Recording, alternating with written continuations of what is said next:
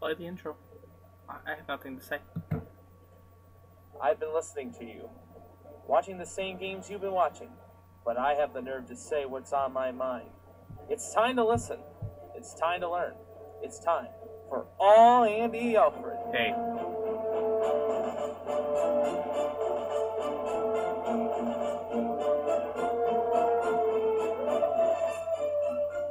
Starting now on... If you play it...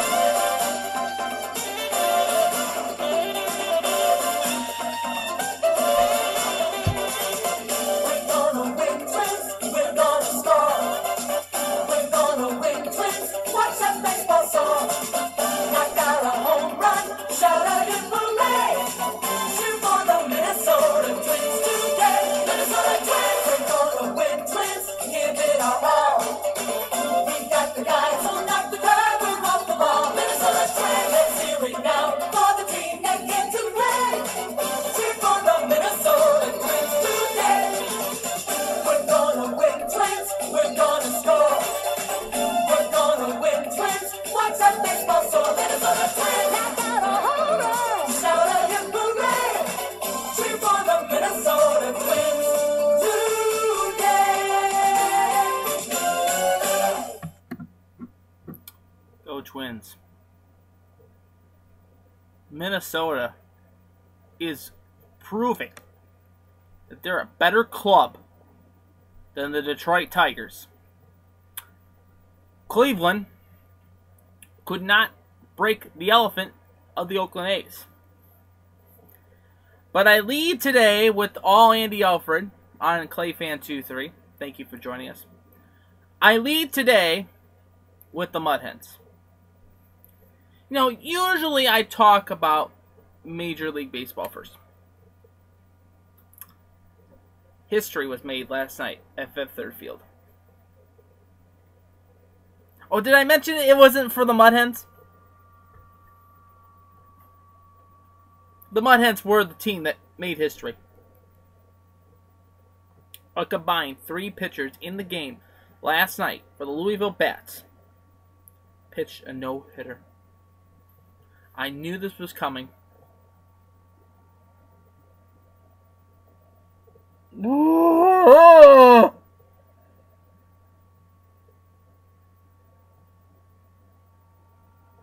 Are you...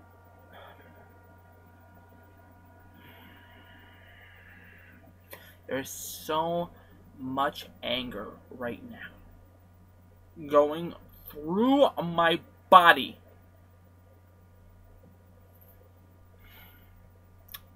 We're going to talk about the Mud Hens first today because of this and how pathetic they are.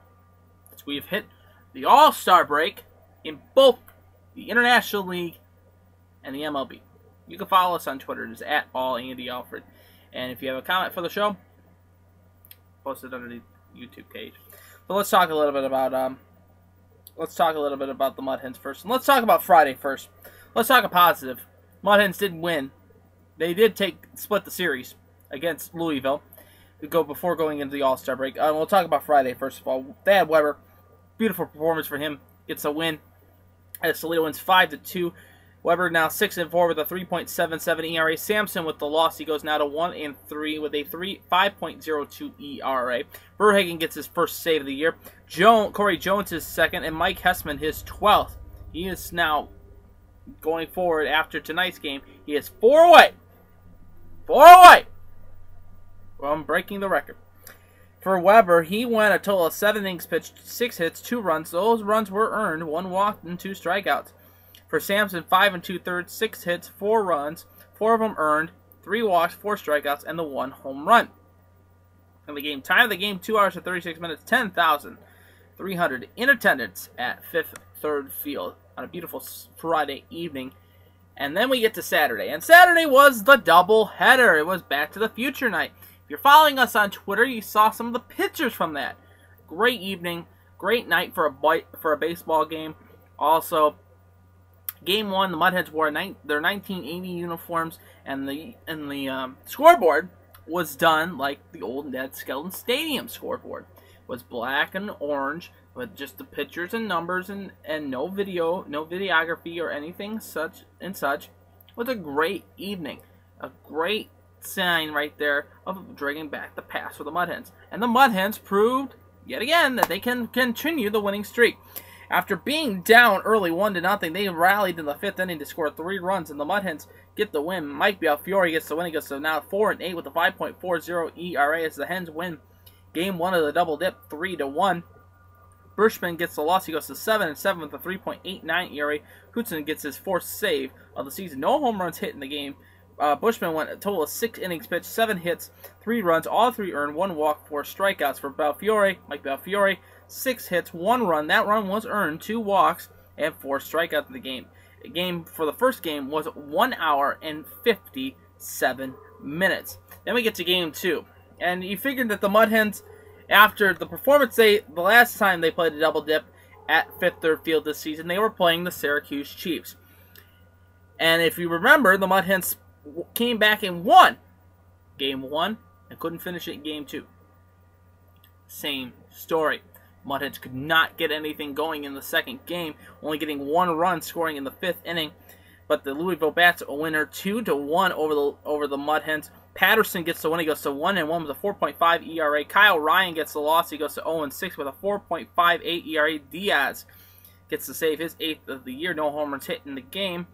For Ryan, he went 5 innings, 9 hits, 2 runs, all 2 earned, 2 walks, and 2 strikeouts.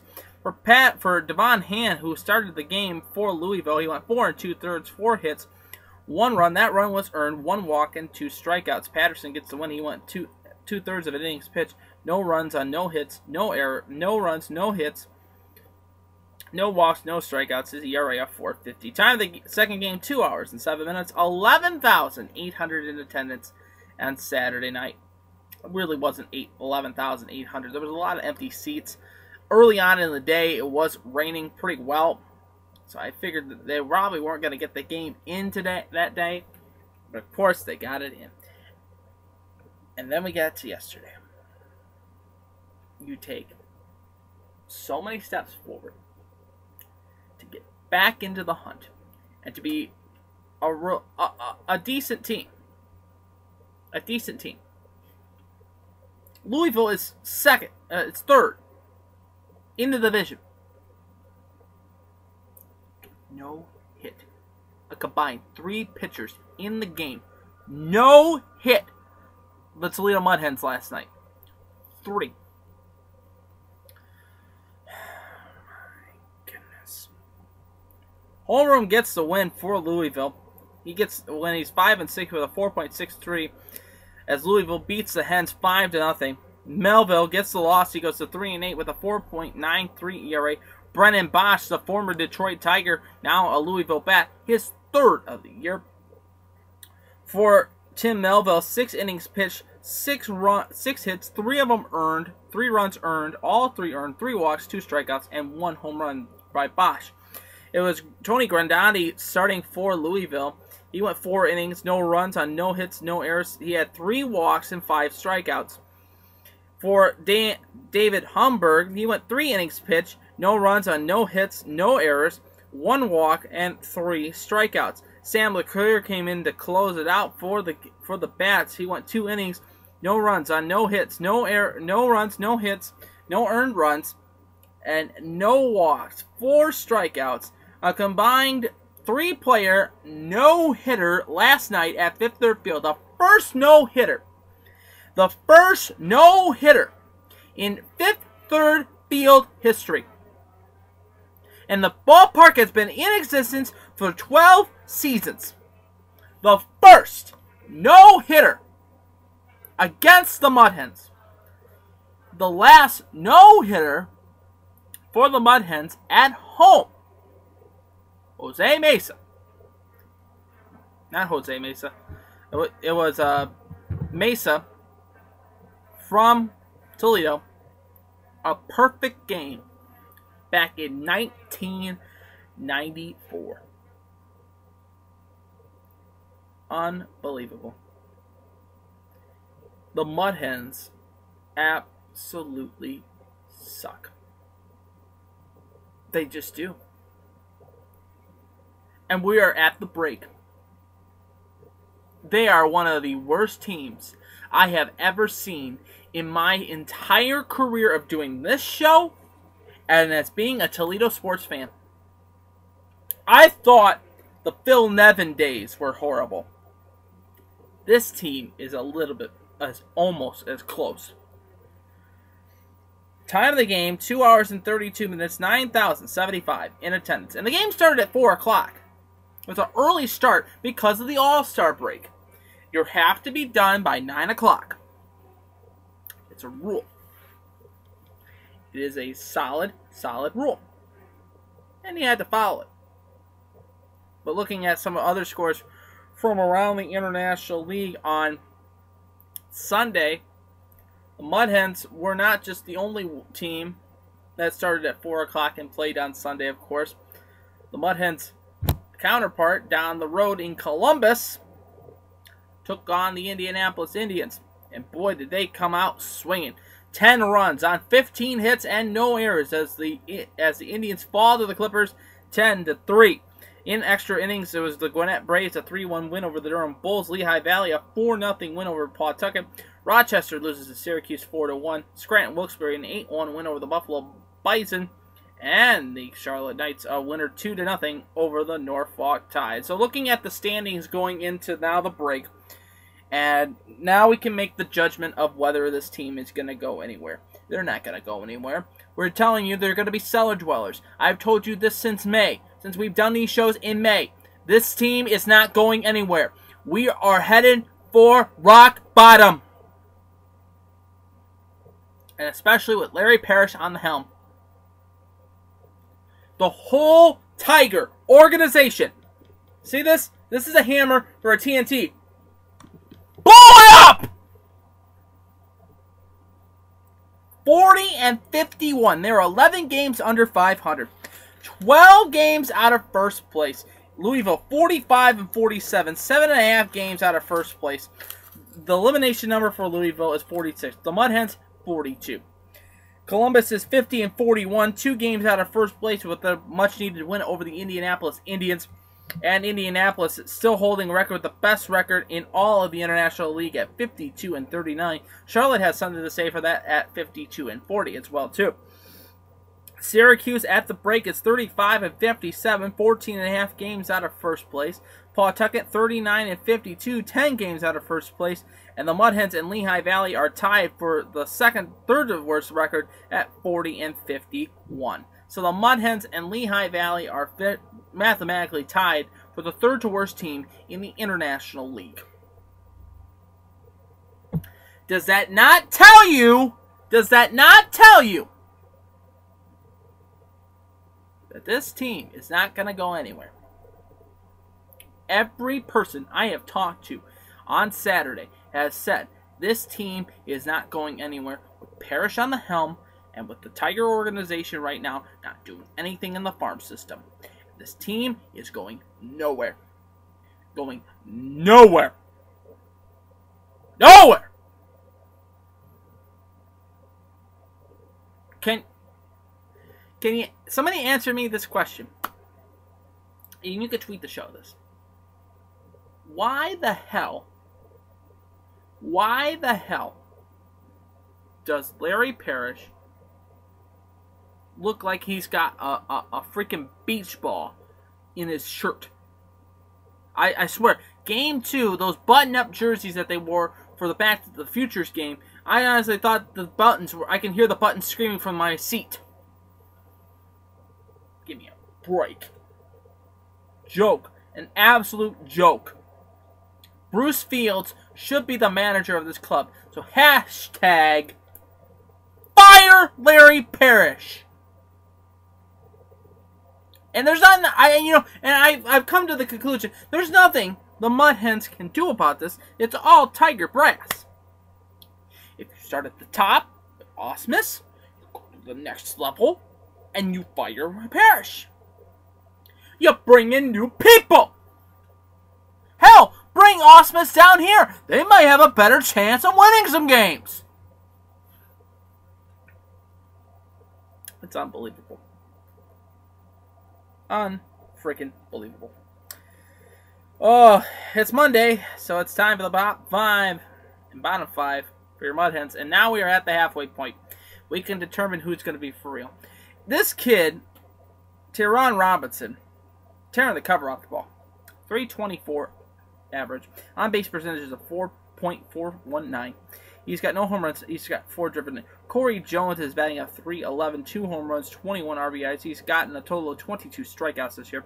Alexi Castilla batting a 308, 3 dingers, 16 RBIs. Xavier Avery batting a 305, 1 home run, 28 RBIs. His on-base percentage is 371. Josh Wilson batting a 293. He's got no home runs, 10 RBIs, a total of 29 strikeouts. But Dixon Machado, 59 strikeouts, 272 on base, 272 average. On base percentage is a 327. He's got 4 home runs, 36 RBIs. Jeffrey Marte, 271. He's gotten a total of 13 home runs and 55 driven in. He has struck out a total of 48 times. Tyler Collins with the Mud Hens batting at 247 right now. No, 2 home runs, 15 driven in. He has struck out a total of 35 times. We get to Jordan Leonardton, Crash Davis Jr. He is batting a 247 right now. 4 home runs, 24 driven in, and a total of 41 strikeouts. Manny Pena batting a 233, 1 home run, 19 driven in. Steven Moya, the leader in the strikeout club. Right now he's batting a 232. 12 home runs, 47 driven in, 90. I say this again, 96 strikeouts this year. He has struck out 96 times. Of his at bats, he's been having 675 at bat. He has had a total of 293 at bats. 96 of them have been strikeouts.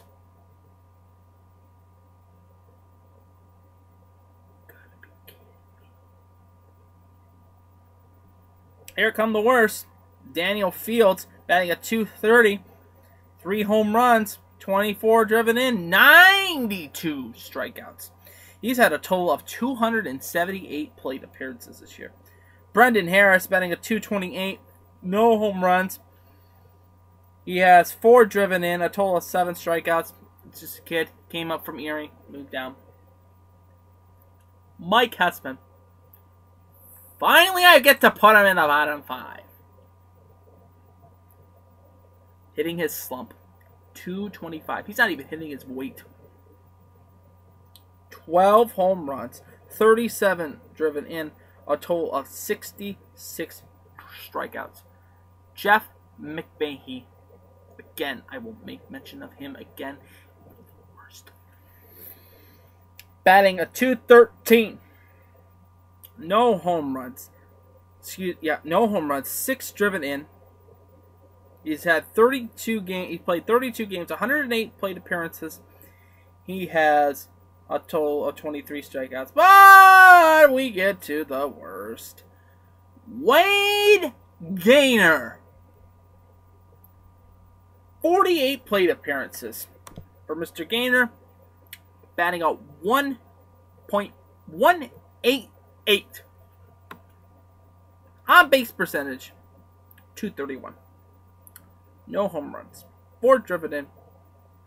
A total of 10 strikeouts. Not the best way to get back with the Hens. So the Mud Hens now are on the break. And we'll talk about the Mud Hens on Friday as they can finish up the homestand as they take on the Indianapolis Indians coming off of the break. You're watching All Andy Alfred right here on your exclusive home for me, production of Clayfan 2. I am your host, Andy Alfred. So let's talk a little bit about what happened in Minnesota first and foremost. And talk about Friday. Oh! Are you serious? A blow-up! Hashtag fire Brad Ausmus. A come from behind victory for the Twins at Target Field. Beat the Tigers 8-6. Soria gets the loss. He goes to 3-1 with a 3.38 ERA. May gets the win. He goes to 6-7 with a 4.62 ERA. Martinez, Victor, his 4th. Cespedes, his 13th. JD, his 25th. Brian Dozier, the game-winning home run, his 19th of the year. For May, coming into the game, for him, it was Irvin Santana starting. He went 4 innings pitched, 8 hits, 6 runs, all 6 earned, 3 walks, 5 strikeouts. May, an inning pitched, 2 hits, no strikeouts, no runs, no hit earned, no walks. Here is the Tiger bullpen. The Tigers started in this game. Justin Verlander, 7 2/3. A beautiful outing from Just JV. He deserved this win. 5 hits, 1 run. That run was earned, 1 walk, 6 strikeouts. And then, boom!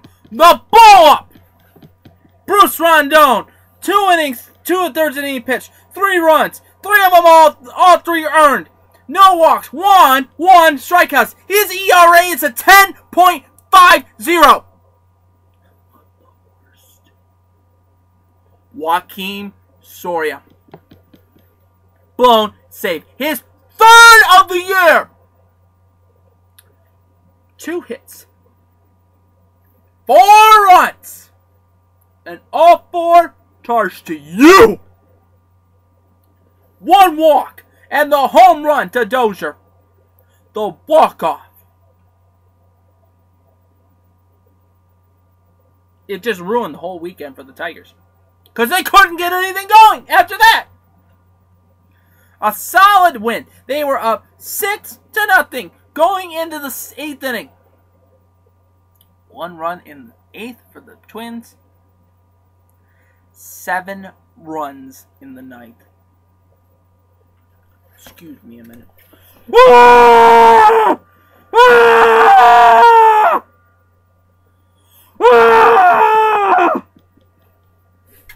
Screaming pillow. Unbelievable. Verlander deserved better in this game. He totally deserved better. 3 hours, 22 minutes took to play the game. 31,545 in attendance at Target Field. And then we get to Saturday. The Tigers could not get anything rolling. The Twins were dominating most of the game. They were up 7-0 at the end of three innings.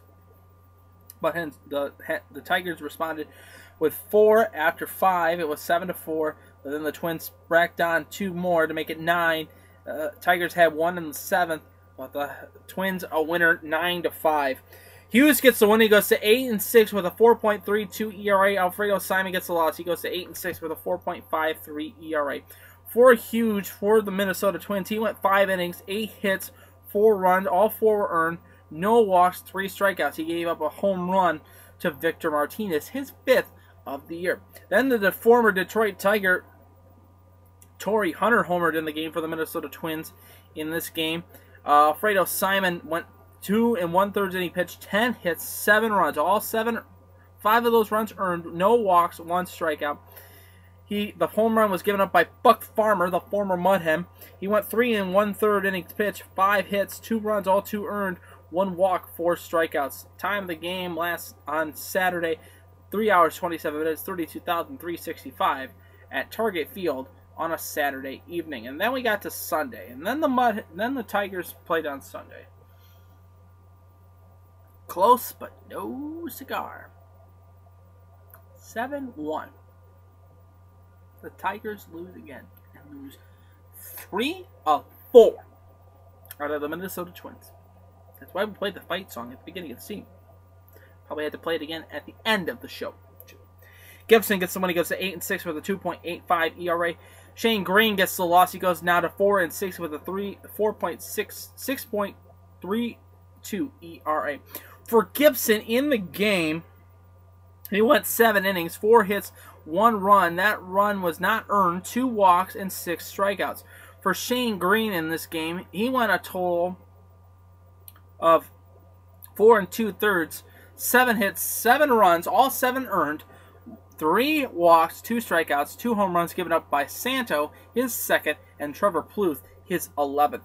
Brian Dozier being announced to the All-Star team as well, too, in front of 27,936 game time, 2 hours and 44 minutes. So the Tigers, again, could not get anything going, and now we hit the break. On the other side of the Great Lakes, wedged in between, we go to Progressive Field and talk about the Cleveland Indians. The Indians on Friday, a beautiful performance by Danny Salazar as the Indians win 5-1. Salazar with the win, he goes to 8-4 with a 3.74 ERA. Graveman gets a loss, he goes to 6-5 with a 3.38 ERA. For Salazar, 8 2/3 innings, 5 hits, 1 run. That run was not earned because it was a walk. 8 strikeouts in the game. Cody Allen, his 19th save of the season. For Graveman, his final line for the game, he went a total of 5 2/3, 7 hits, 4 runs, all 4 earned, 3 walks, and 6 strikeouts. Time of the game on Friday, 2 hours and 57 minutes, 28,539 at the corner of Carnegie and Ontario in downtown Cleveland. And then we get to Saturday. The Indians could not get anything rolling early. They got a solid lead, but the Indians could not hold on to it as they lost 5-4. McAllister gets the loss. He goes to 2-3 with a 3.14 ERA. O'Flaherty gets the win. He goes to 1-2 with a 6.88 ERA. For McAllister in the game, it was Carlos Carrasco at the start. He went 7 innings, 6 hits, 2 runs. Those 2 runs were earned, 1 walk, 7 strikeouts. McAllister, 2/3 of an innings pitched, 1 hit, 1 run. That run was earned, no walk, and 1 strikeout. For O'Flaherty, for Oakland, he went a total of, it was Bassett to start. He went 6 1/3, 7 hits, 2 runs. Those 2 runs were earned, 1 walk, 3 strikeouts. O'Flaherty, 2/3 of an inning pitch, 1 run. That run was earned, and 1 walk. Home run in the game was Carlos Santana, his 10th of the year. Former Cleveland Indian Drew Pomeranz pitched in the game. He won a third of an inning, no runs on no hits, no earned runs, no walks, and 1 strikeout. Time of the game, 3 hours and 8 minutes, 28,733 in attendance at Progressive Field. And then we get to Sunday, and then Sunday comes around. And Corey Kluber had a beautiful gem of a ball game. One mistake cost him the game. A home run by Vaughn. And Sonny Gray, who I think, in my opinion, should have been the starter. The All-Star game. Gets to when he goes to 10-3 with a 2.04 ERA. Even though he could not pitch in the All-Star game, he could have been a starter for this game.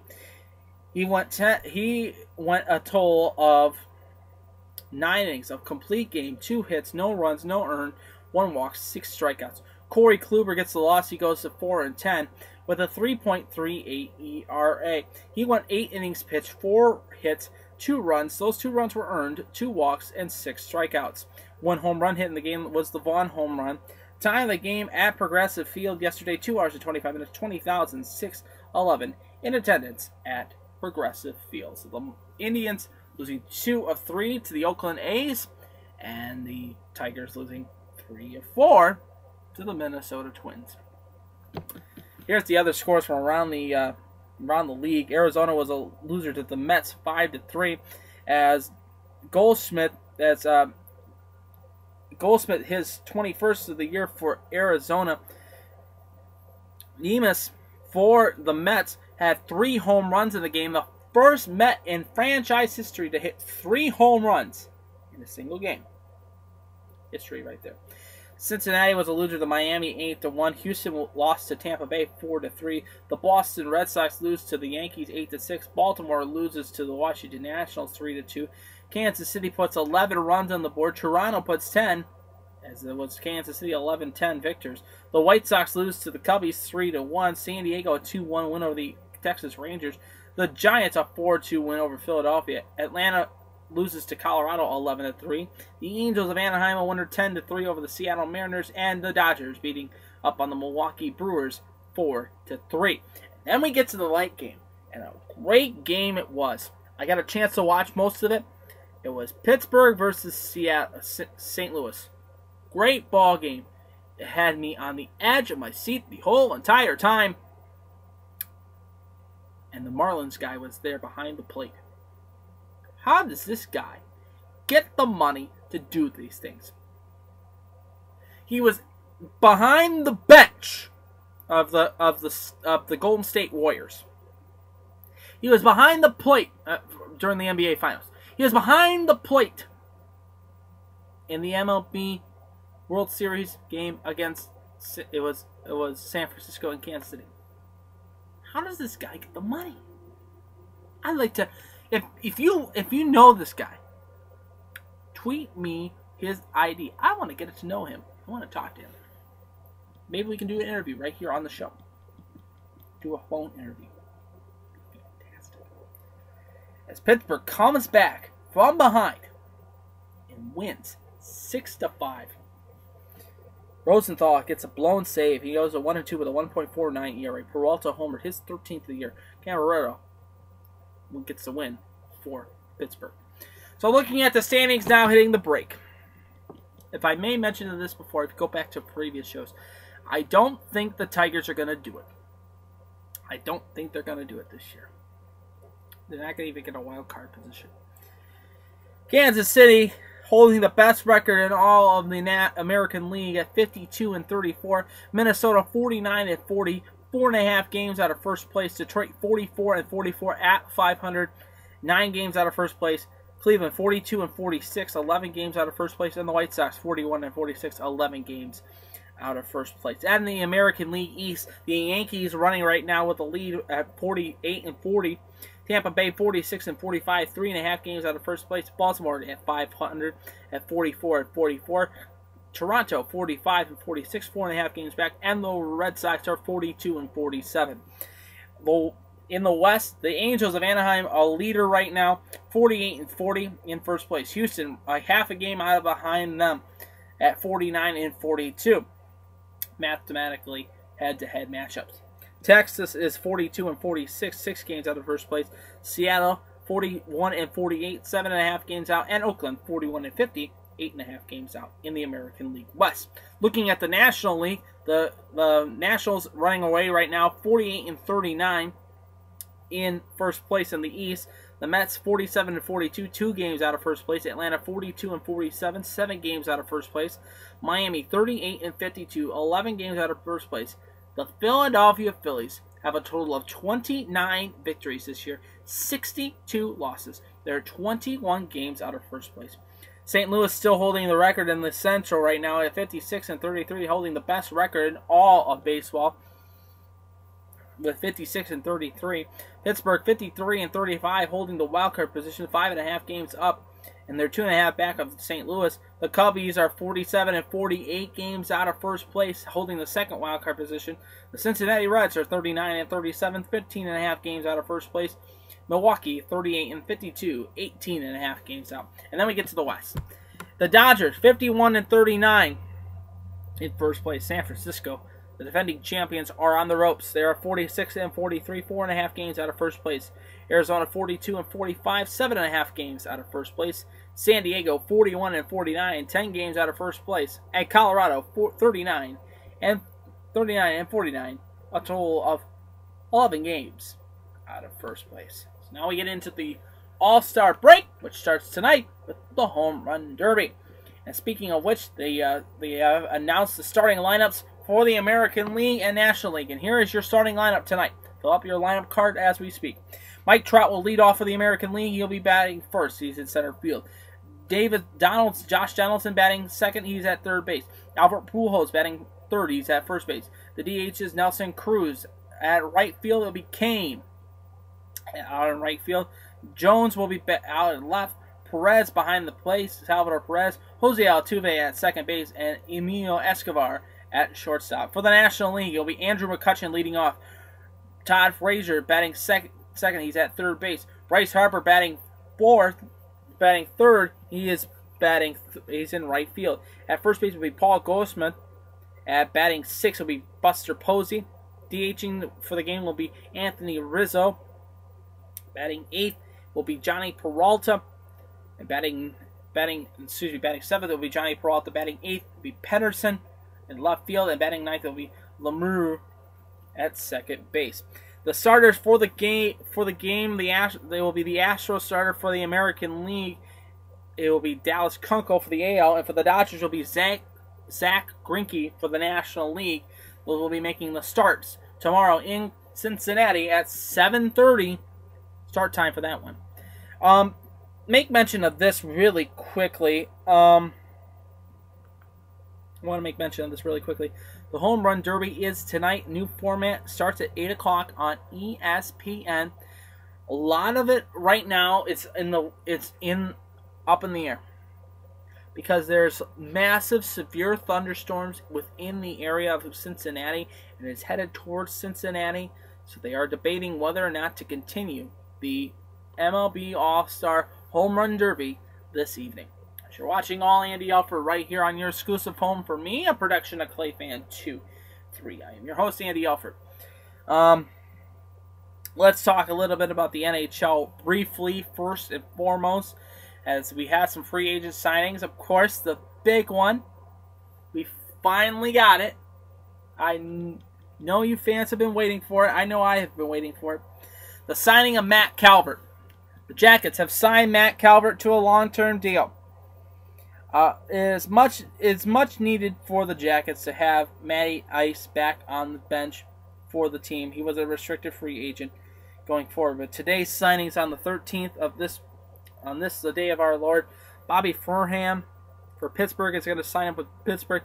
Taylor Beck, formerly of the Nashville Predators forward, is now a Toronto Maple Leaf. Philip Verone is re-signing with Buffalo. Nick Jensen and Mitch Callahan will re-up with the Detroit Red Wings. Anthony Beto will re-up with the Nashville Predators. Chris Stewart, formerly of the Minnesota Wild, is now an Anaheim Duck. That was re-signed yesterday. And Justin Strug re-upped with the Carolina Hurricanes. So all the NHL players are finally getting into everything. Matt Calvert re-signed with the Jackets, a very key move for the Blue Jackets going forward into this upcoming season. And I would expect to see more coming out of Lake Erie this season. I like to see that. No news to report in the East Coast League. So it is that time of year, folks. The ladies are calling. Highland Meadows is looking beautiful. The sound of the 14th hole and the crowd cheering. The sound of a nice golf clap. The smell of a nice hot dog. The beautiful violets growing in the field of wildwood. I'm talking about the Marathon Classic happening this weekend at Highland Meadows Golf Course. As the LPGA and the top players in the world come to our local area to play in this tournament. We will be at the course on Wednesday for the Celebrity Pro-Am. We'll be in attendance for that. Of course, there's no baseball going on except for the MLB All-Star Game. We are going to give you wall-to-wall coverage starting tomorrow and Wednesday for the Marathon Classic. Setting you up for the tee times Thursday morning. And Thursday's edition of All Andy Alfred will be talking about the first round play. We will be doing a special post 19th hole edition of All Andy Alfred. We recap the first day of the Marathon Classic. And then we'll get back into baseball, of course, starting on Friday. But the U.S. Women's Open was conducted in Lancaster, Pennsylvania. Ing-Gi Shun gets the win and gets the trophy. She shot a final round of 66. She finished 8 under par. Amy Yang finishes up 7 under par. Imbi Park finishes 5 under par. Stacy Lewis finishes tied for third at 5 under par. Some notables for and Brooke Henderson finished with a 66 in the final round, 3 under par. Looking at the rest of the field, Morgan Pressel tied for 5th, finished 3 under par. Jane Park finished 3 under par. Michelle Wee 2 under par in the game. So Yin Ru 3 under par as well too. Cindy Mitchell finished 2 over par finished 20th. Mira Alexa finished 2 over par. Ryan O'Toole finished 2 over par as well too. Addison Lee 3 over par. Jane Marie Green 3 over par as well too. So the Women's Open, of course, Paula Kramer finishing 6 over par. She shot a 69, 73, 73, and a 71. Lexi Thompson finished 6 over par as well too. 71, 72, 68, and a 75 in her final round in Lancaster, Pennsylvania. So of course, the women are now done. They are headed to our local area starting today. They were out on the course, prelims. 2 players from the local area, one from St. Ursula and one from Eastwood, qualifying for this Open. We will get you those results tomorrow on tomorrow's edition of All Andy Alfred to see. We have local kids playing in the former Jamie Farr Owens Corning Classic. So the John Deere Classic happened, and Jordan Spieth, oh my God. Tom Gillis, a great performance by him, shooting 20 under par. He finished the round 7 under par. Jordan Spieth rallying from behind and forcing the playoff. And Jordan Spieth winning the playoff and winning. And he will go for the triple crown. Masters, U.S. Open, now the British Open. Go for the 3. Go for the 3-peat. Goes for 3. Gets it. Let's see what happens with that.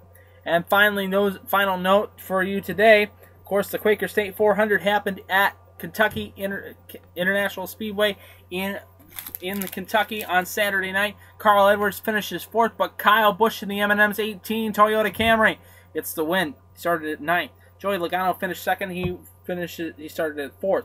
Denny Hamlin finished 3rd. Carl Edwards, like I said, finished 4th. Started 20th. Matt Kenseth finished 5th. He started at 16th. Brad Keselowski finished 6th.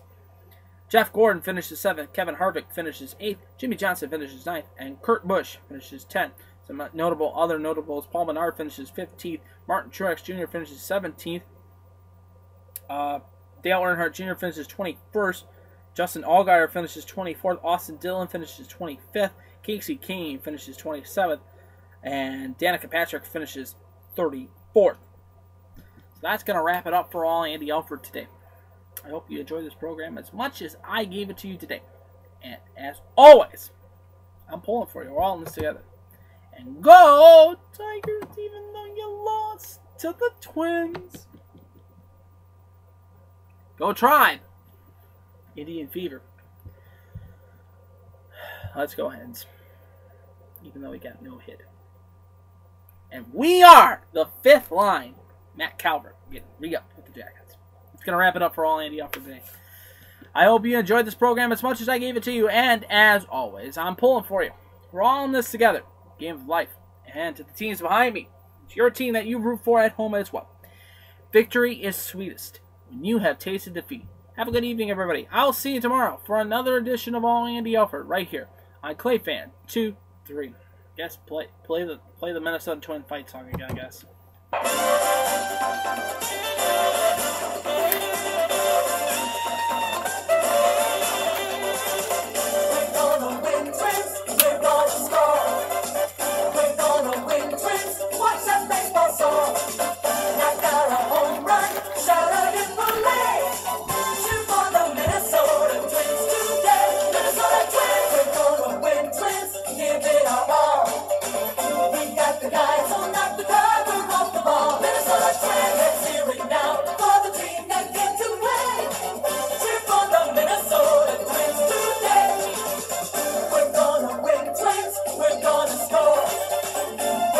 Pretty catchy.